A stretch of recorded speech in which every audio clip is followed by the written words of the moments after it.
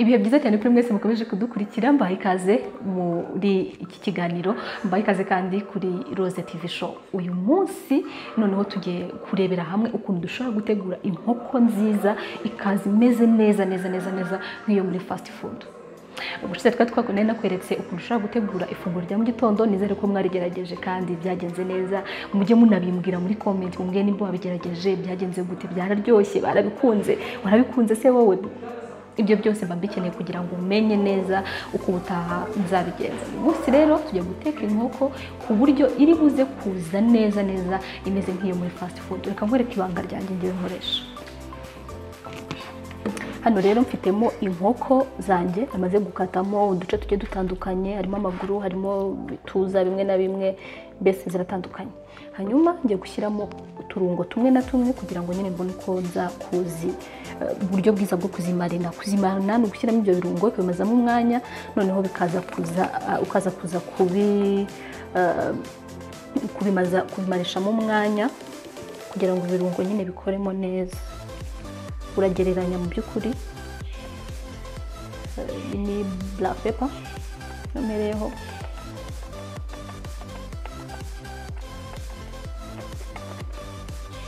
iyi ni black pepper mereyeho. Hanyuma ngiye gushyiramo garlic powder, nako ni akarungo kameze gutya. Utagafite ushobora gukoresha tungurusumu zisanzwe ukadusekura neza ubundi ukadushyiramo. Rero ngiye gukoresha iyi ifu kuko iyo nshaka gukoresha. Hanyuma ubundi ugashyiramo paprika, nacyo ni ikindi kirungo cyiza kiba gisa umutuku, nacyo ukagishyiramo muri no nkoko yawe.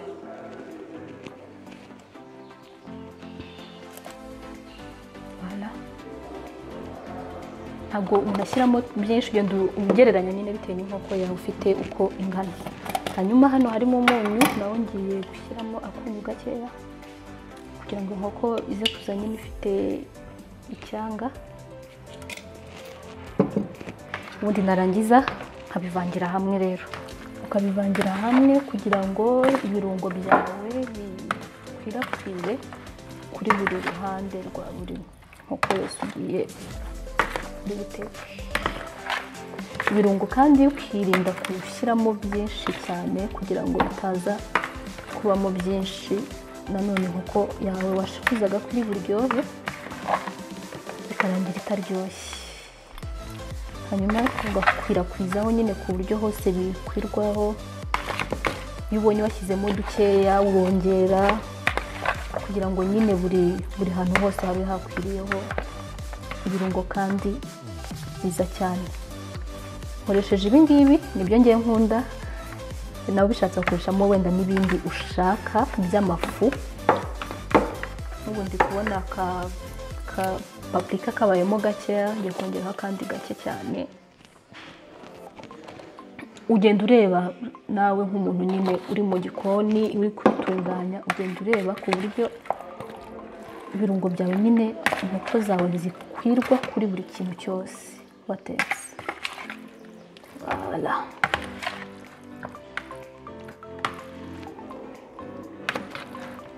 Urabona ko inkoko zacu zimeze gutya. Ubu ngubu ngiye kuzifata noneho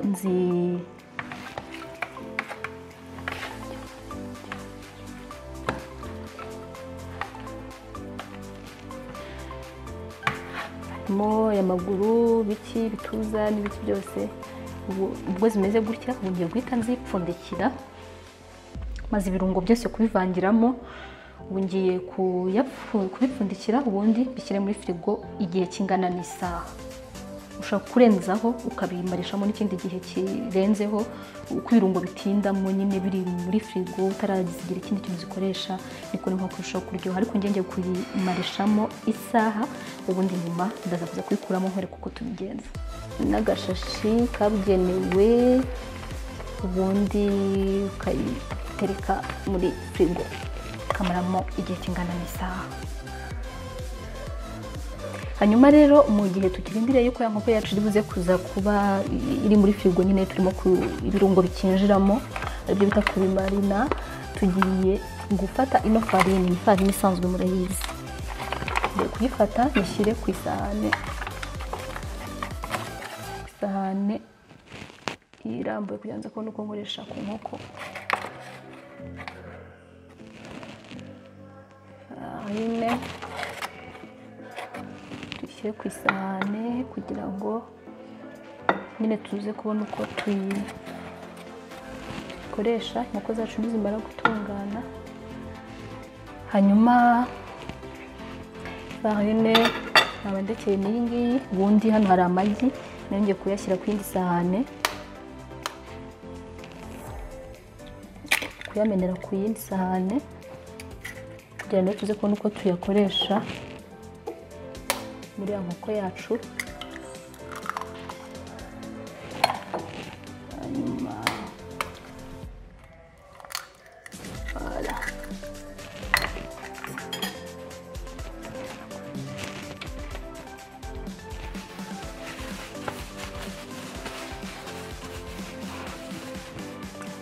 Hanyuma amagi tukayakubita nyine bisanzwe kugira ngo iyi muhondo uvange n'umweru, umuntu akabona uko ari buze kuyakoresha. Mwibuke ko dufite inkoko nyine twashyize muri firigo. Udafite firigo washyiramo biriya birungo byawe ukayitereka ahantu, si ngombwa mbese ntibizakubuze guteka inkoko yawe nk'uku nguku ngo kubera yuko wabuze firigo. Oya, firigo ntizakubera imbogamizi. Hanyuma rero amagi yamaze kunoga, noneho ya farine yacu sasa twafashe ngiye gushyiramo twa turungo. Nanone ngiye kongera gushyiramo garlic powder, ya tungurusumu ngenda yikunda yibayemo nyinshi mu bintu. Mpamvu no kuyishyira habiri, ugashyiramo gakeya karinganiye pana byinshi. Ubundi ugashyiramo kino kirungo cyitwa turmeric, mu ma supermarché biba birimo, gasa umuhondo.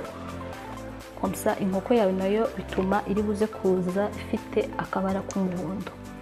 Biryoshye cyane rwose cyane. Urabona ko ukabishyira muri ya farine umaze kugira. Ubundi ugashyiramo na black pepper. Black pepper nacyo ni ikirungo cyiza, ndagikunda kandi mu biryo byinshi kijyamo.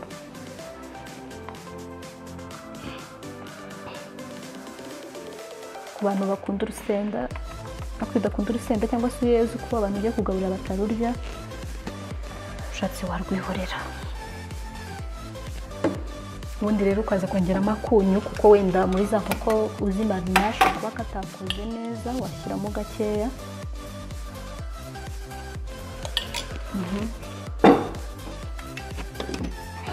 Ubundi ukabivangira hamwe muri ya farine yawe.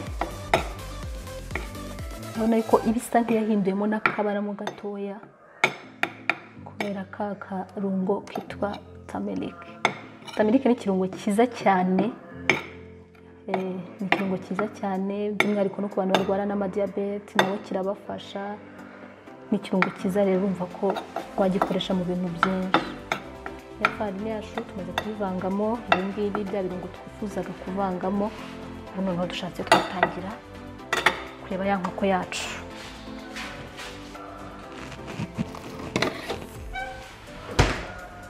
Ya nkoko yacu tuyimajije isaha muri firigo. Ubu noneho tugiye guhita tuyikoresha icyo twagombaga kwikoresha. Ngiye kwereka rero uko tugiye kwikoresha.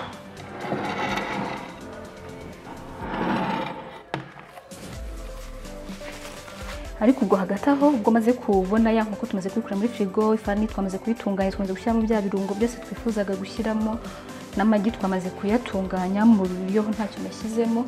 Ubwo hagati aho tuba duhise dushyira imbavu, tuba duhise ducana kugira ngo tube dushyushya amavuta nyine tugiye guhita dushyiramo ya nkoko yacu. Hanyuma ya nkoko kwifata no kuguru, ubundi ukayivangamo hano muri farine yawe. Wibuke farine ibyo twashyizemo ko bingana. Narangiza ukayishyiramo hano mu igi.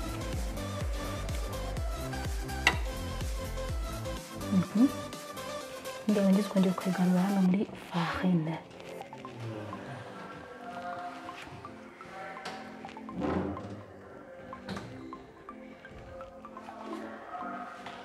Nabibona ukuntu imeze, ukayisiga rwose neza ku buryo iri buze yafashe neza cyane, ukashyira ku ruhande, ugakomeza gutyo n'ibindi byose. Urabanza ukabishyira muri ya farine ukavanzemo twa turungo, ubundi warangiza ukayishyira mu igi niho ushyira bwa kabiri, hanyuma wamara kwikura mu igi ugahita wongera ukayigarura muri farine, ukongera ukayigarura hano muri farine. Hanyuma ubundi ubwo hagati aho ngaho amavuta wamaze kuyashyira ku mbabura cyangwa se ku mashyiga yawe, amavuta yacu yamaze gushya. Urabona ko n'inkoko zacu twamaze kuzigenza uko twifuza zose, twakundi ya nzira yose twanyuzemo. None nongeye kuyarinda nzirambika mu mavuta yamaze gushya neza.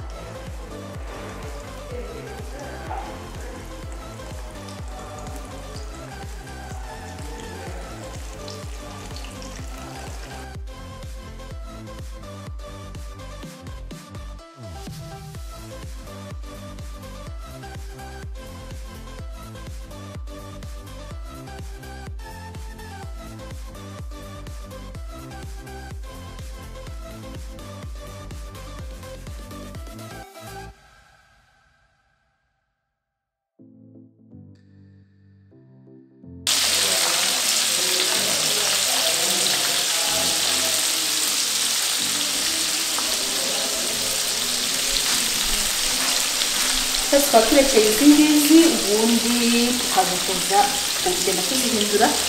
Ubuzima dushaka byibuze nk'iminota 10, hagati y'iminota 10 na 10 n'ingahe, uburyo ugenda n'ihinduranya zikabasha kuba zihiye neza.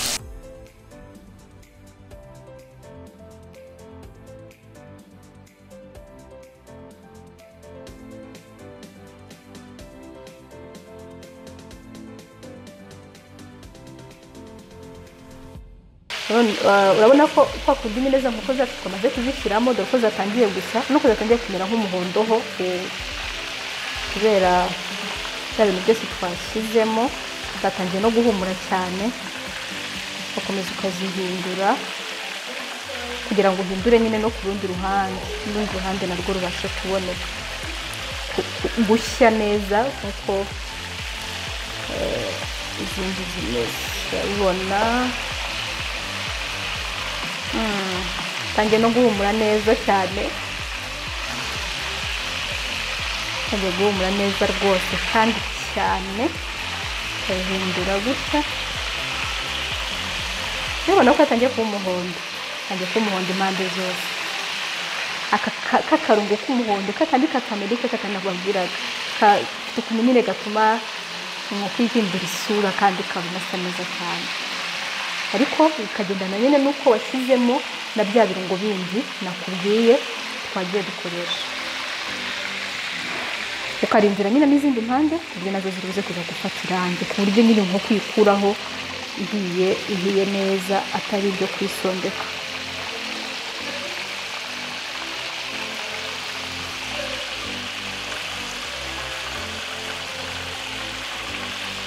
Voilà.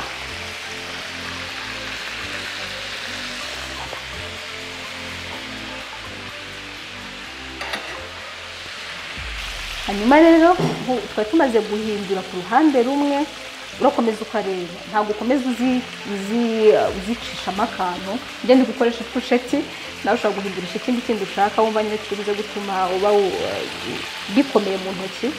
Urebye nabi amavuta ashobora kuza kugutarukana, kandi agutarukanye ntabwo byari byiza cyane, twagusimbukiye mu maso ibintu nk'ibyo. Kongera rero ugahindura nanone ku buryo buri ruhande rushya rwose kandi rugashya neza kandi rw'umweru. Urabona ko inkoko zanjye zatangiye gusa neza, zatangiye kuba umuhondo kandi umuhondo nyine usa neza cyane. Aha, nuziteka ujye uzimarishaho byibuze hagati y'iminota 10 na 15 kugira ngo nyine ube sure yuko inkoko zawe zihiye neza, kuko hari igihe wazikuraho hakiri kare ukaza gusanga n'imbere hari ukuntu nyine hari ikintu cyaburaga. Nubwo abantu bavuga ko inkoko nyinshi zitari z'inyarwanda zishya vuba, ariko ni byiza no kuba sure yuko inkoko yawe ihiye neza, kuko hariho n'ababanza bakayishisha mu mazi kugira ngo aze kwemera neza yuko inkoko ye nyine yahiye nk'uko yabishakaga. Nanjye rero inkoko yanjye yatangiye gushya neza rwose nk'uko nabishakaga.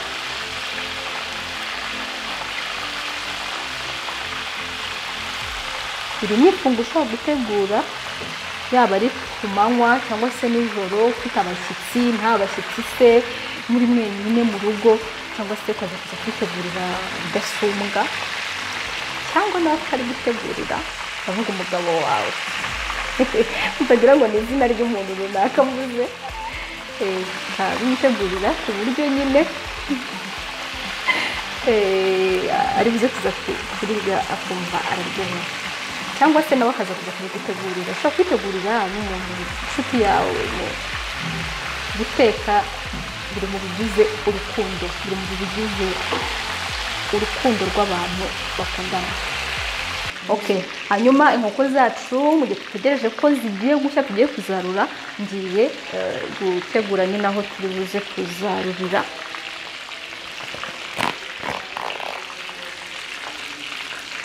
Ngaza kuza kudufasha gutuma amavuta akamuka mu nkoko zacu tugiye gutegura, kuko deje zamaze gushya ziri guhumura cyane. Hanyuma inkoko noneho sasa tukahita tuzarura kugira ngo zitaza kuza no gushirira.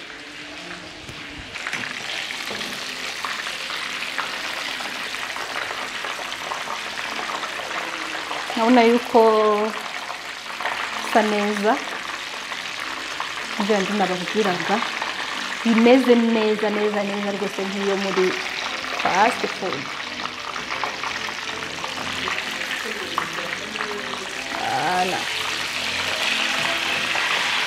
Ahiye neza,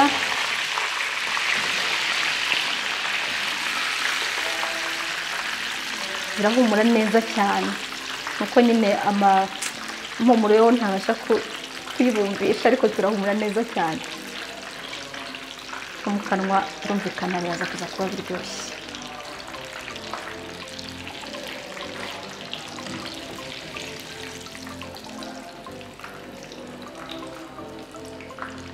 Kagira ku buryo nyine amavuta ashiramo, ariko uko twashyizeho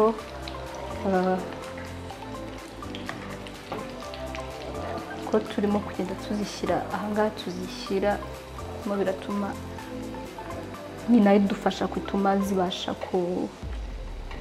gukamukamo amavuta neza, ugashiramo akaba ari inkoko isa neza iryoshye, ukayitegura umuntu wese winjiye akishima, ukabona yuko nyine ari ibiryo byatekerejweho, atari ibiryo umuntu yapfuye gutegura uko yiboneye.